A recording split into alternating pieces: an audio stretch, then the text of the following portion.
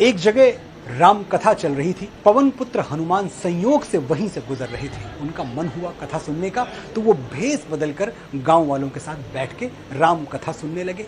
कथावाचक ने कहा, जब हनुमान जी अशोक वाटिका पहुंचे तो वहां हर तरफ पेड़ लगे थे और पेड़ों पर सफेद फूल खिले हुए थे। मां सीता एक पेड़ के नीचे बैठी सिसक रही थी। इतना सुनते ही हनुमान जी, जो गांव वालों के भेष में थे, वो उठ खड़े हुए और बोले, कथावाचक जी, प्रसंग तो आप सही सुना रहे हैं, लेकिन वहां पर फूल सफेद नहीं, लाल रंग के थे। यह सुनकर कथावाचक ने कहा, नहीं, फूल सफेद रंग के ही थे, बैठ जाओ।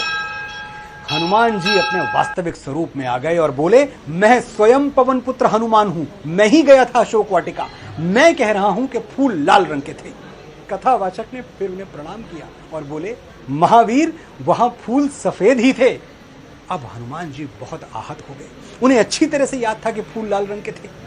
हनुमान जी तुरंत भगवान श्री राम के पास पहुंचे, उनसे कहा, प्रभु, वो कथावाचक बता रहा है कि अशोक वाटिका में फूल सफेद रंग के थे, जबकि फूल तो लाल रंग के थे, मैंने देखा था, मैं वहां था।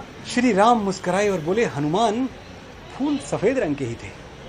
अब हनुमान जी को बड़ा गुस्सा आया। वो कॉन्फिडेंट थे कि फूल लाल रंग के थे। उन्होंने कहा, अरे आपको क्या पता भगवान, आप तो वहां थे ही नहीं, मैं माता सीता से पूछता हूं, वो थी वहां।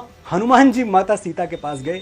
माता सीता पूरी बात सुनकर मुस्कुराई और बोली, हनुमान, अशोक वाटिका में जो फूल थे वो सफेद रंग के ही थे। अब हनुमान जी एकदम बेचैन हो गए।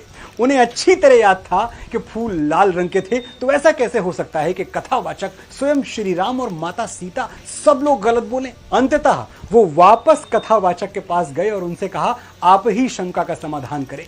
कथावाचक ने कहा, मेरे पूज्य बजरंगबली, अशोक वाटिका में फूल सफेद रंग के ही थे, लेकिन अपनी माता जगत जननी मां सीता को वहां यातना में, कष्ट में देखकर आपकी आंखों में क्रोध से रक्त उतर आया था, इसीलिए आपको सफेद फूल भी लाल दिखाई दे रहा था।